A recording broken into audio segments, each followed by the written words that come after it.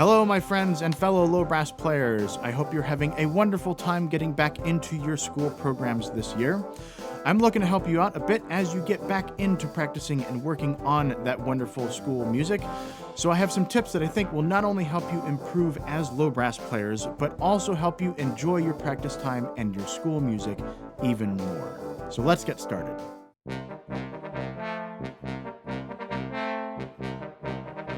So the first tip I have for you all is what I call the bobblehead technique. Now, if you've ever made it through an entire rehearsal or an entire practice session and you feel so lethargic and just drained of energy, or perhaps you're filled with energy and kind of antsy and anxious, chances are your posture is helping to contribute to how you are feeling in that moment. So something that I do throughout rehearsal and practicing is I check in with my posture just to make sure that I'm feeling my best even by the time I get to the end of that rehearsal or that practice session. So with the bobblehead technique, I want everyone to kind of imagine that your body is a little bit one of those bobblehead figurines. And I want you to slowly kind of rotate, wiggle, especially with your neck, wiggle around, then kind of minimize those movements. Nice and small movements, kind of rotate a little bit, and then until we're sitting nice and tall and relaxed. And that motion, this position, this posture, this feeling of being relaxed is going to help you feel your best, even in the longest of practice sessions.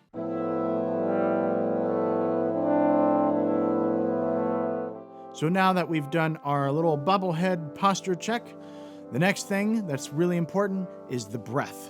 So making sure that our breath in and out is always nice and easy and relaxed. So a couple things that you can do to assist in making sure that you're always breathing in the most relaxed manner is doing a couple breathing exercises before you step into the band room.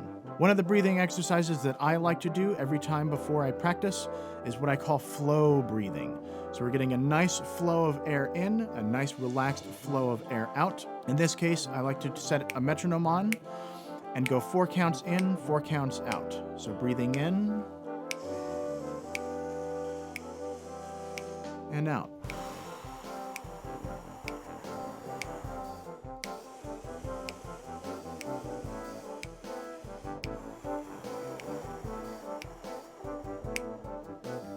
One of the things to keep in mind when you're breathing in and breathing out is keeping the air always in motion.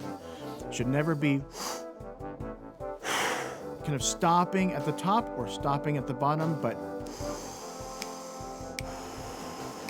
a nice relaxed turnaround of air every single time. Doing breathing exercises like this helps train ourselves so that when we play onto the instrument, that we're going to breathe in a similar manner, breathing nice and relaxed in and breathing nice and relaxed into the instrument to create that beautiful trombone sound.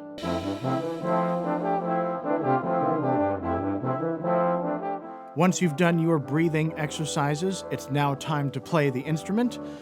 When you're playing your instrument, the most important thing you can do is to take it slow. Slow. Whether you're practicing your scales or doing some gentle lip slurs, always start on the slower side. If you rush into things, you can build bad habits. So here's a couple examples of what I like to do first thing in the day of playing my scales and playing some gentle lip slurs, making sure that I'm starting on the slow side.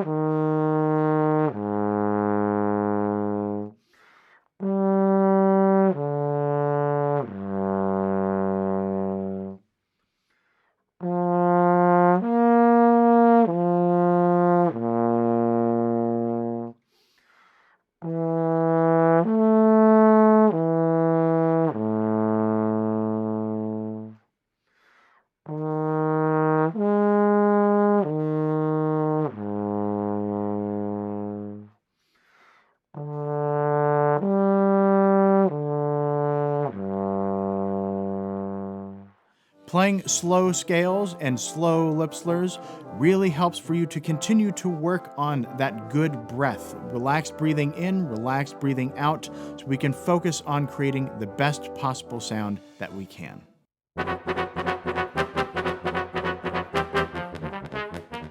So now that we're practicing our slow scales and our slow lip slurs, I like to focus on what I call the Goldilocks Zone.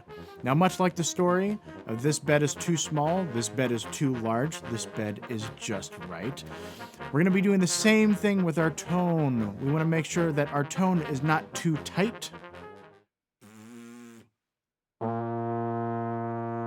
not too loose,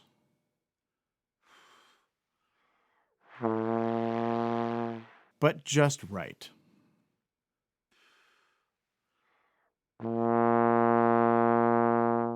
And that actually comes from making sure that our center of our lips, the center of our embouchure, is nice and relaxed for the given note that we are playing. Obviously, if we're playing low notes, it could be fairly relaxed. If we're playing upper notes, making sure that there's a little bit more structure and support there ready for us. But it should be as relaxed as possible for the given note that you are playing. That helps you get the most rich and full sound on every single note that you can.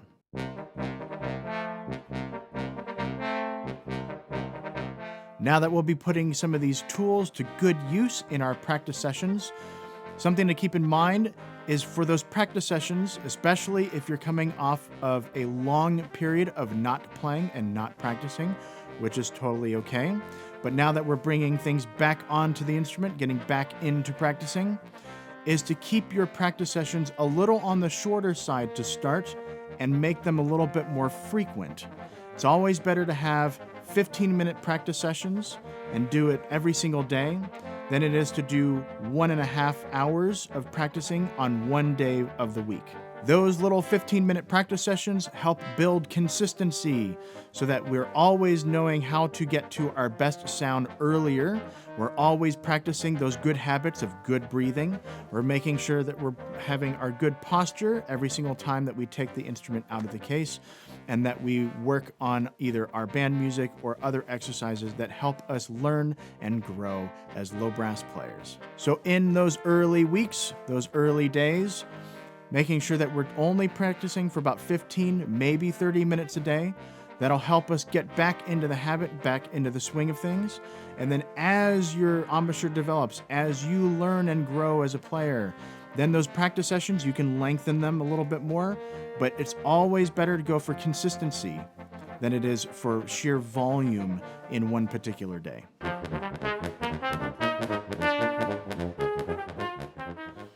And last but not least is the fun factor. One of the things that I always do in my practice sessions, and I encourage you to do, is either at the front end or the back end. I usually reserve it for the back end of my practice sessions, is to always go back and play something that you always enjoy and that you really love to play.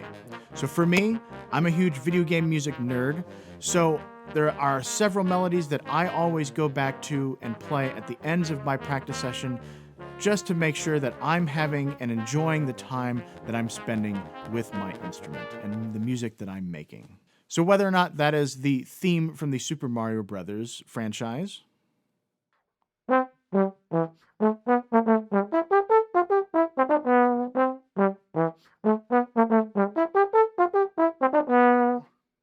or the theme from the Legend of Zelda's franchise,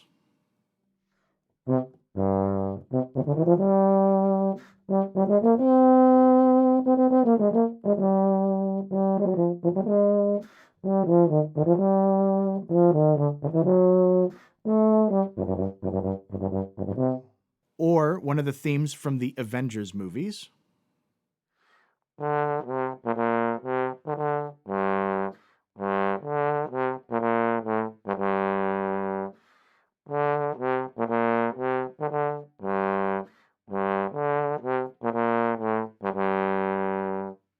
or some of the music from the Pokemon games,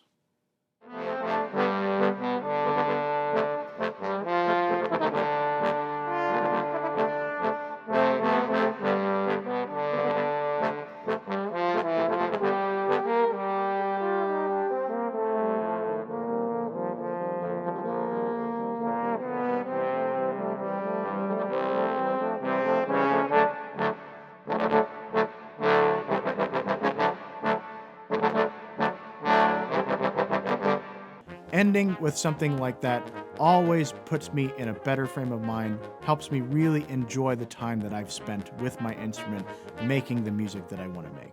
So there you have it. Those are my tips for helping get back into the swing of things, back into practicing on the instrument and enjoying the time that you have and the music that you're making, whether it's in the practice room or in your school ensembles. So if you have any questions or comments, please feel free to reach out. My information is in the description below, so please check that out and reach out if you'd like. So I hope you have a wonderful rest of the year. Have fun and take care.